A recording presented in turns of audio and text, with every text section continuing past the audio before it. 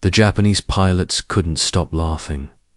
Through their cockpit canopies, they watched the lumbering American floatplane waddle across the water like a wounded duck. Its single engine coughed black smoke. Those ridiculous pontoons hung beneath. The fuselage like concrete blocks.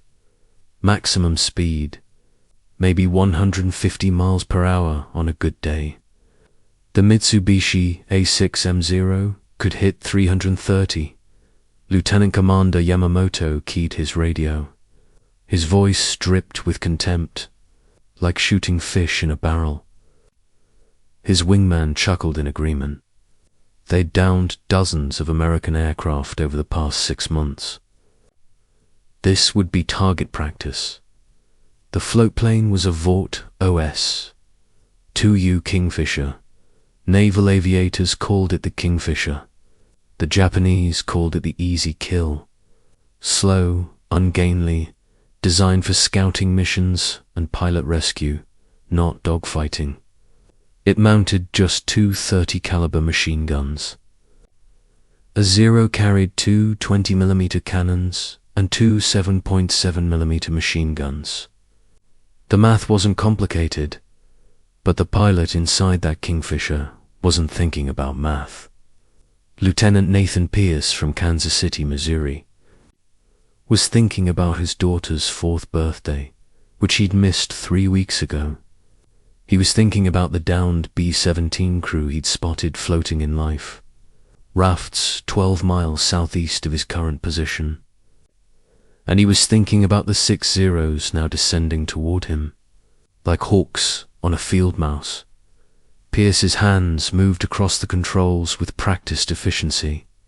His gunner, aviation machinist's mate, 2nd Class Robert Chun from San Francisco, checked the rear .30 caliber mount. Chun was 20 years old. He'd never fired at an enemy aircraft before this patrol. In the next 11 minutes, he would become one of the most lethal aerial gunners in the Pacific Theater. 6 bandits, 11 o'clock high, Pierce said into the intercom. His voice was steady, almost bored. Coming in fast. I see them, Chun replied. His hands were shaking. He gripped the gun mount tighter. The first Zero made its pass. Yamamoto wanted this quick and clean. He lined up his shot, finger tightening on the trigger. The Kingfisher was maybe 300 yards ahead, sitting duck on the water. He fired. Twin streams of 20mm shells streaked toward the American floatplane. Pierce's hand slammed the throttle forward. The Pratt & Whitney, a 985 radial engine, screamed. The Kingfisher lurched forward, throwing spray 30 feet high. Yamamoto's shells tore through empty air where the floatplane had been half a second earlier. The Zero roared past, so close Chung could see the red rising sun painted on its fuselage. He missed, Chun breathed. Disbelief colored his voice. He won't miss twice, Pierce said. Hold on. What happened next defied everything the Japanese pilots thought they knew about aerial combat. The Kingfisher didn't run. It couldn't run. With a top speed of 164 miles per hour, running meant dying. So Pierce did something completely insane. He turned directly into the attacking Zeros. The 2nd Zero dove. Pierce watched it come. At the last possible second, he yanked the stick hard right. The Kingfisher's pontoons bit the water. The plane skidded sideways like a car on ice, spray erupting in white curtains. The Zero's cannon fire ripped through the space where Pierce's cockpit had been moments before. As the Zero pulled up, Chun opened fire. The rear .30 caliber rattled. Tracer.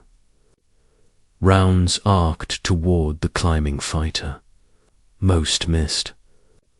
But 3 rounds punched through the Zero's thin aluminum skin, one severing a fuel line. The Japanese pilot felt his engine cough. Black smoke began trailing from his cowling. "I hit him," Chun shouted. "I hit him." "Don't celebrate yet," Pierce said. 5 more coming. The next 60 seconds became a masterclass in unconventional warfare. Pierce used his floatplane like no one had before. He skidded it across the water, using the ocean surface as cover. He pulled it into sharp banking turns that should have flipped the ungainly aircraft. He flew it at wave-top height, forcing the Zeros to dive dangerously low to engage. The Japanese pilots grew frustrated. Yamamoto's wingman, Lieutenant Tanaka, pushed his attack too aggressively. He came in low, cannons blazing. Pierce saw him coming and did the unthinkable. He cut his engine completely. The Kingfisher dropped like a stone onto the water's surface. Tanaka's shells screamed overhead. The Zero was going too fast, flying too low. Its landing gear clipped to wave crest. The impact sheared the gear clean off. The Zeo cartwheeled across the water at 280 miles per hour, disintegrating in a spectacular explosion of spray and twisted metal. 2 Zeros down, 4 to go. Pierce restarted his engine. It caught on the first try, which was either luck or divine. Intervention. The Kingfisher lurched forward again. Chun kept firing controlled bursts at anything that came close. His training kicked in. Lead the target. Short bursts. Conserve ammunition. His hands stopped shaking. The third Zero approached from the starboard side. This pilot was smarter. He stayed high, out of Chun's firing arc, and came in at a steep angle. Pierce couldn't dodge this one with water maneuvers. The Zeo opened fire. 20mm shells walked up the water toward the Kingfisher's hull. Pierce pulled back on the stick with everything he had. The floatplane's nose lifted. The pontoons dug deep, throwing resistance against the engine. For one impossible moment, the Kingfisher almost lifted off the water. Almost. The Zero's shells passed beneath the pontoons by inches. The plane settled back down with a bone-jarring slam. But Pierce had brought Chun an angle, as the Zero flashed. Past, Chun swiveled his gun and fired. The range was maybe 50 yards. He couldn't miss. 30 caliber rounds stitched across the Zero's cockpit. The canopy shattered. The pilot slumped forward. The fighter continued flying for 3 more seconds, before pitching into the ocean with a massive splash. 3 down. Yamamoto's radio crackled, with angry Japanese voices. His remaining wingmen couldn't believe what they were seeing. A floatplane, a scouting aircraft.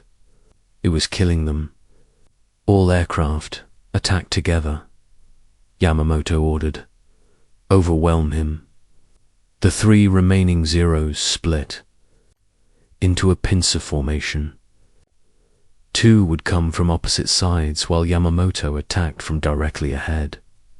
The American couldn't dodge all 3 directions simultaneously. Basic tactics. Guaranteed kill. Pierce saw them coming. He checked his fuel gauge. Half tank. Enough for maybe 30 more minutes of hard maneuvering. His ammunition counter showed Chun had burned through 200 rounds. Maybe 500 left. His own forward guns had barely been used. The math still wasn't good. "They're coordinating," Pierce said into the intercom. His voice remained that same steady monotone. "Brace yourself." The 3 Zeros dove simultaneously. Pierce waited. His hand hovered over the throttle. 3 converging streams of cannon fire. Nowhere to run, nowhere to hide. Pierce slammed the throttle to idle and yanked the stick full left while stomping the right rudder pedal. The Kingfisher executed what pilots call a flat spin, rotating in place on the water like a top. The 3 Zeros, flying at 300 miles per hour, couldn't adjust their aim fast enough. All 3 streams of fire crossed through empty air where Pierce had been, but the maneuver left Pierce's aircraft sitting dead in the water, engine at idle, completely vulnerable. The 2 flanking Zeros roared past. Yamamoto, coming from directly ahead, had the perfect shot. His finger tightened on the trigger. Range, 200 yards and closing fast. He couldn't miss. Pierce opened fire with his forward guns. It was a desperation move. The Kingfisher's twin .30 calibers were fixed forward, meant for ground targets, not aerial combat. The effective range against a maneuvering aircraft was maybe 100 yards on a good day. Yamamoto was at 200 yards in closing. Pierce held the Sahomba. Pierce held the trig down. Tracers streaked toward the Zero. Yamamoto's aircraft was flying directly into Pierce's stream of fire. Most rounds missed, but 3 punched through his propeller, splintering the wooden blades. The Zero's engine shrieked as the damaged propeller created catastrophic vibration. Yamamoto tried to pull up. Too late. His engine seized. The Zero nosed over and plunged into the Pacific, forward down. The 2 remaining Zeros pulled up for another pass. Pierce's hands moved across the controls, restarting his full throttle run. The engine responded, but it was coughing worse now. The hard maneuvering had stressed every component to its breaking point. Chun reloaded his gun with his last belt of ammunition. Maybe 300 rounds left. 2 Zeros. This was going to be close. The Japanese pilots had seen enough. 4 of their squadron dead or ditched because of a floatplane.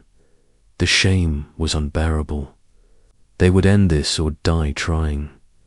Both Zeros dove from different angles, coordinating their attack. No fancy formations. This time, just raw aggression and firepower. Pierce pushed the Kingfisher forward. The floatplane picked up speed, riding higher on its pontoons. 20 knots, 30, 40. The ocean surface blurred beneath him.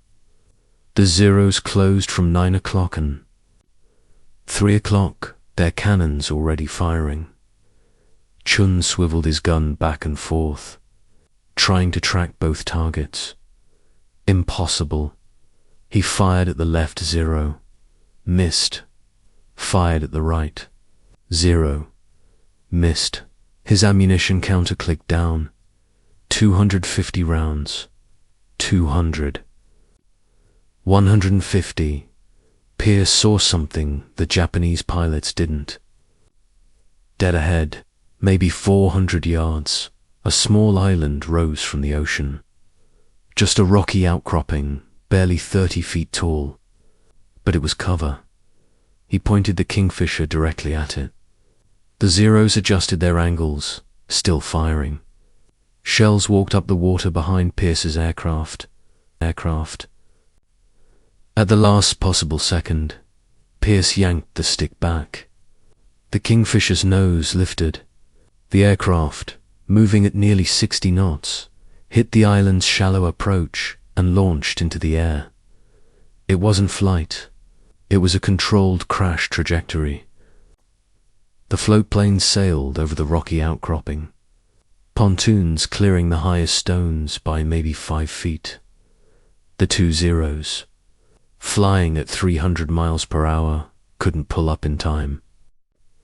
The pilot on the left panicked and banked hard right. His wingman banked hard left. Both were trying to avoid the island. They were also banking directly toward each other. The collision happened at 280 miles per hour. Both Zeros disintegrated in a fireball that lit up the darkening sky.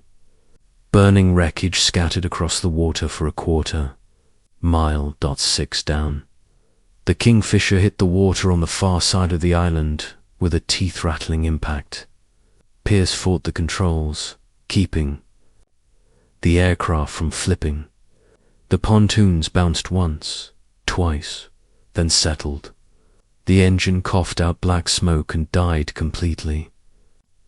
Silence fell across the water except for the burning wreckage crackling behind the island.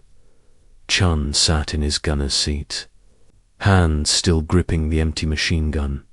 He was breathing hard, shaking. Did we just ... double quotes. He couldn't finish the sentence. Yeah, Pierce said. We did. They sat in a disabled floatplane for 5 minutes, listening to their own breathing. Pierce tried to restart the engine. Nothing. They were dead in the water. 12 miles from the downed B-17 crew they'd originally set out to rescue. The crew would have to wait for another rescue aircraft now. Pierce keyed his radio, but it was dead. The wiring had been damaged during the engagement. Think anyone will believe us? Chun asked. Pierce looked at the burning wreckage scattered across the ocean. I barely believe us.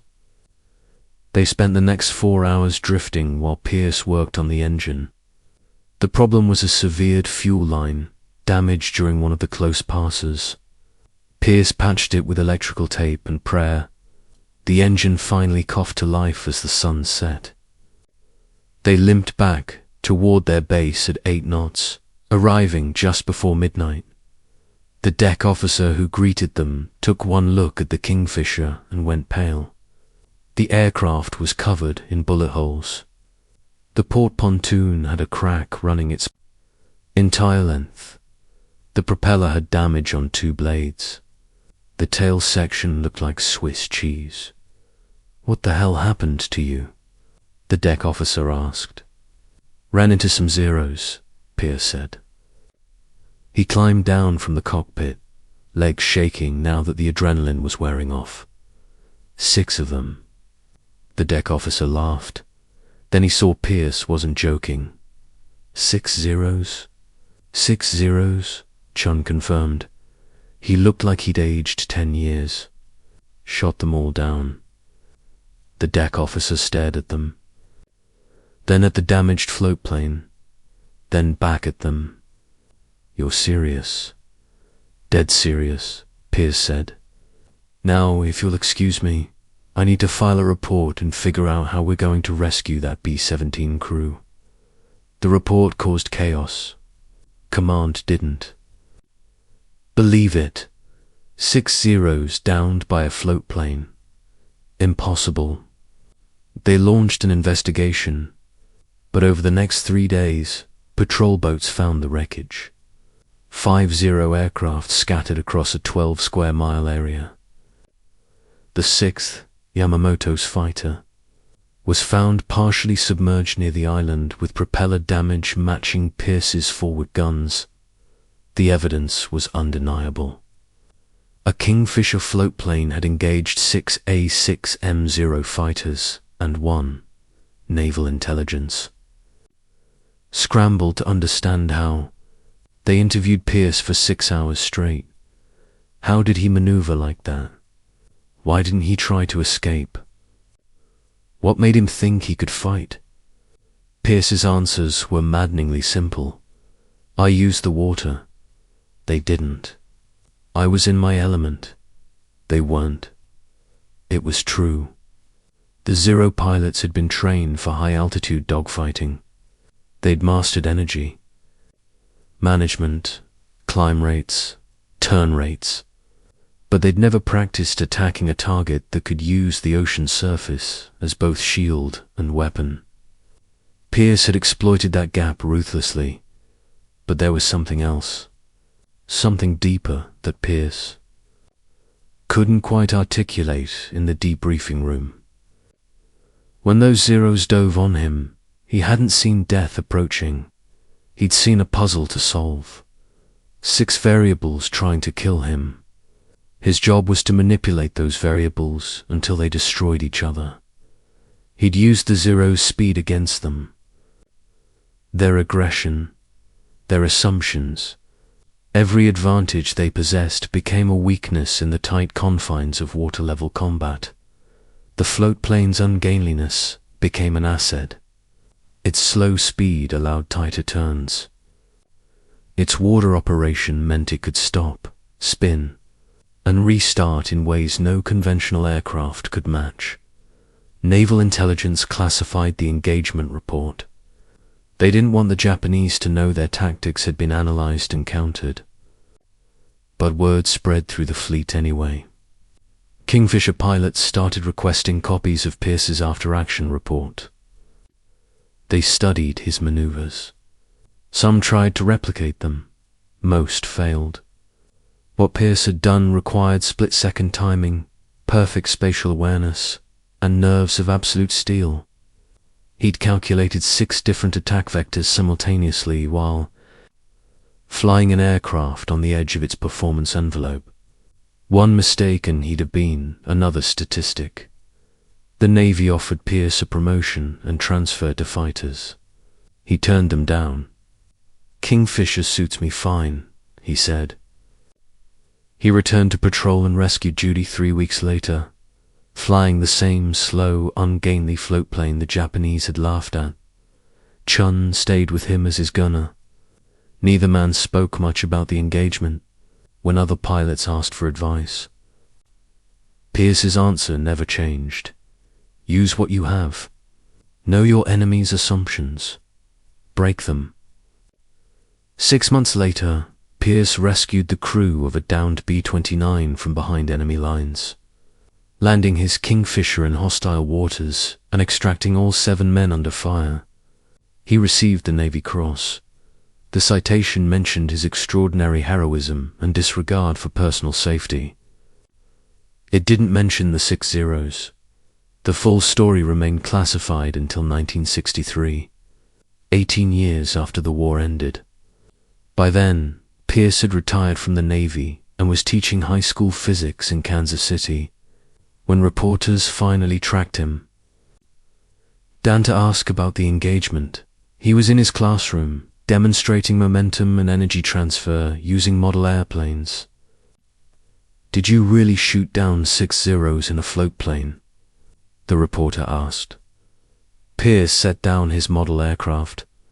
He thought about that day, the smell of cordite and burning aviation fuel, Chun shaking hands on the machine gun, the desperate calculations.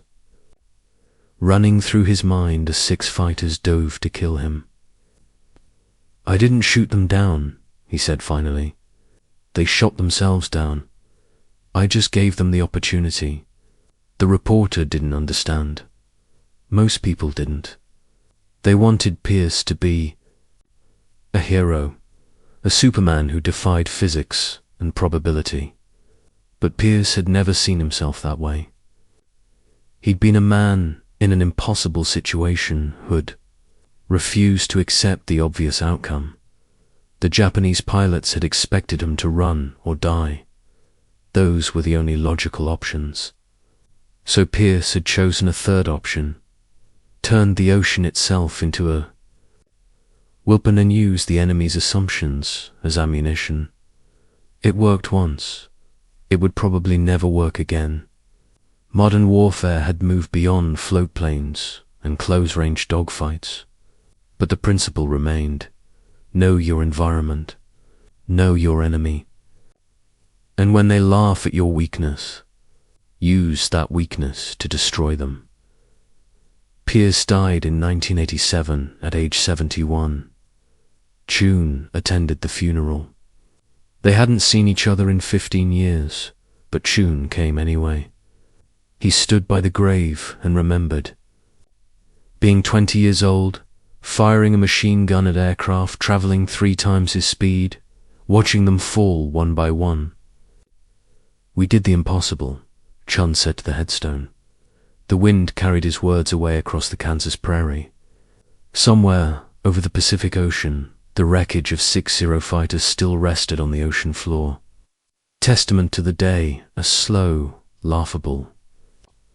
Floatplane taught the Imperial Japanese Navy that assumptions can be deadlier than bullets. The Kingfisher had been designed for reconnaissance and rescue. It was never meant to fight. Its pilots weren't trained for combat. Its weapons were barely adequate for ground attack. Every specification screamed vulnerability. Every metric predicted failure. But specifications don't account for the human factor. They don't measure determination, creativity, or the refusal to accept defeat. They don't calculate what happens when a skilled pilot stops fighting the aircraft's limitations and starts using them as weapons. The Kingfisher remained in service through 1949. Hundreds of pilots flew it. Many performed heroic rescues. Some even engaged enemy aircraft, but none ever matched Pierce's record. 6 kills in one engagement. 6 Zeros destroyed by an aircraft that shouldn't have survived the first pass. The Japanese called it luck. American pilots called it skill. Pierce called it necessity. He'd had no choice but to fight, so he'd found a way to win. The alternative was dying, and he had a daughter's birthday to get home for. Simple as that. Simple. That word kept appearing in Pierce's later interviews. He described his tactics as simple, his decisions as simple, his survival as simple. Nothing about what he did was simple, but Pierce genuinely believed it was. That's what made him dangerous. He saw problems others considered unsolvable and thought, "This is simple if you change the rules." The Zeros had speed, firepower, and numbers. Simple advantages. Pierce had the ocean, unpredictability, and willingness to do what no sane pilot would attempt. Also, simple advantages. He'd matched his simple against theirs and won. That's the part military strategists could never replicate in simulations. Pierce's fundamental belief that impossible situations only remained impossible if you accepted the imposed rules. Change the rules, change the outcome. Use a floatplane like a speedboat. Use the ocean like armor. Use the enemy's confidence like a noose. The Japanese pilots never saw it coming. They'd encountered hundreds of American aircraft. They knew the performance parameters, the tactics, the limitations. They'd built their entire strategic doctrine around those knowns. Pierce discarded those knowns and operated in a tactical space the Japanese didn't know existed. After the war, captured Japanese pilots were shown footage of Pierce's engagement, reconstructed from patrol boat observations. Their reactions were uniform: disbelief followed by grudging respect. One former Zero pilot, Commander Nakamura, put it simply, "We were trained to fight aircraft." He turned his aircraft into something else entirely. What do you call a floatplane that fights like a speedboat, defends like a submarine, and attacks like ambush, predator? We had no name for such a thing. That was Pierce's genius. He'd created a new category of warfare that existed for exactly 11 minutes on a forgotten patrol route in the Pacific. Then it vanished, unrepeatable and unreplicatable, leaving only wreckage and questions behind. Chun eventually became a flight instructor, teaching aerial gunnery to new generations of Navy aviators. He never claimed personal glory for the engagement. When students asked about his 6 confirmed kills, he redirected credit to Pierce. I pulled the trigger, he'd say, but Lieutenant Pierce put me in position to pull it. That's the difference between shooting and killing. The distinction mattered. Chun had been 20 years old and terrified. His hands had shaken so badly, he could barely load his gun. But Pierce's flying had been so precise, so calculated, that Chun couldn't miss. Every maneuver positioned the Zeros in Chun's firing arc at exactly the right angle and distance.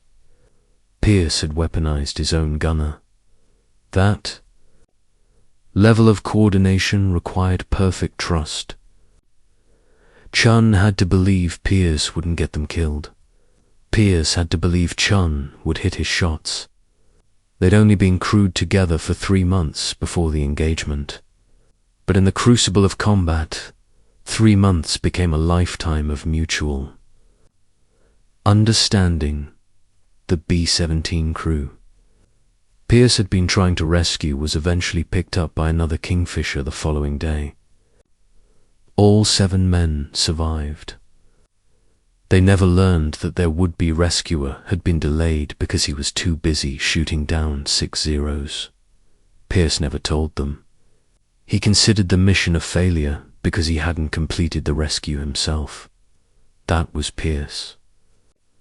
6 confirmed kills against the Pacific's most feared fighter aircraft, and he filed a report stating mission incomplete due to mechanical failure. The Navy awarded him medals. He put them in a drawer and went back to work.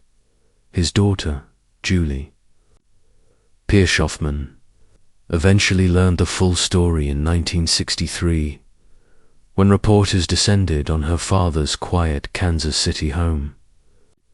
She was 22 by then, recently married, with no memory of the birthday her father had missed 2 decades earlier, the one he'd been thinking about while 6 Zeros tried to kill him.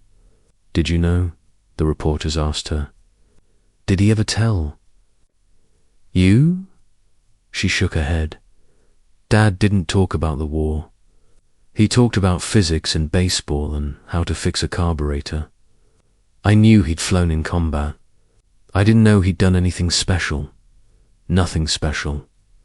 Pierce had never framed it differently. He'd done his job, survived his patrol, filed his report. The fact that his job had involved 11 minutes of tactical brilliance that military analysts would study for decades simply wasn't relevant to him. That attitude permeated Pierce's post-war life. He taught physics with the same practical precision he'd applied to combat.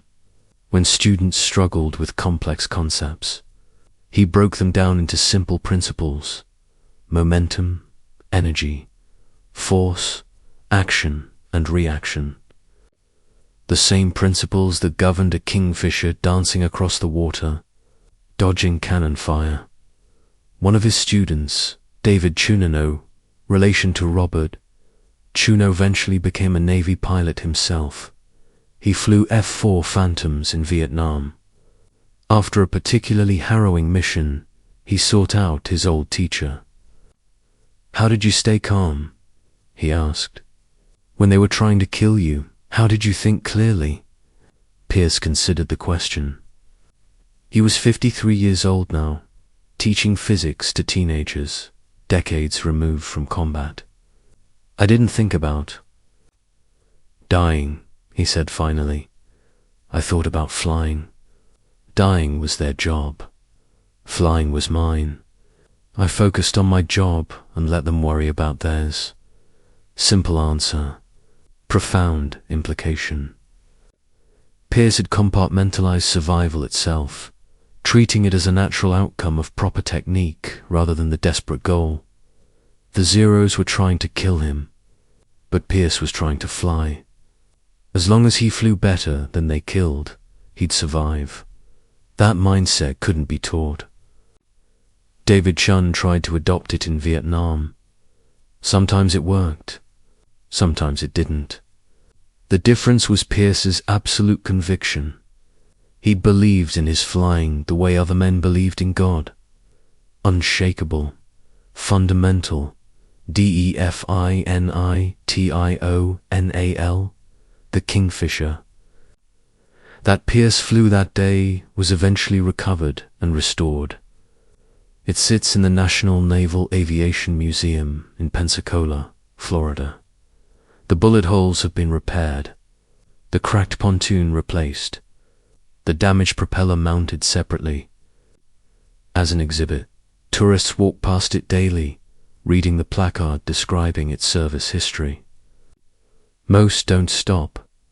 It's just another old floatplane, ungainly and obsolete, overshadowed by the sleek jets and fighters surrounding it. They don't see what Pierce saw, a weapon waiting for someone creative enough to use it. That's the final lesson of Pierce's engagement. Limitations only exist if you accept them. The Kingfisher was slow until Pierce used that slowness to make tighter turns. It was ungainly until he used that ungainliness to execute maneuvers conventional aircraft couldn't match. It was weak until he proved that weakness, properly applied, could destroy strength. 6 Zeros learned that lesson at 280 miles per hour, 100 feet above the Pacific Ocean, on a patrol route so insignificant it didn't have a name. They learned it in the last seconds of their pilots' lives, when assumptions shattered. Like cockpit glass and the impossible became horribly real. The Japanese laughed at the slow floatplane. Then they died trying to kill it. Their mistake wasn't underestimating the Kingfisher. It was underestimating the man flying it. Lieutenant Nathan Pierce from Kansas City, Missouri. High school physics teacher, husband, father, and for, exactly, 11 minutes on an unnamed Pacific patrol route, the most dangerous pilot in the sky.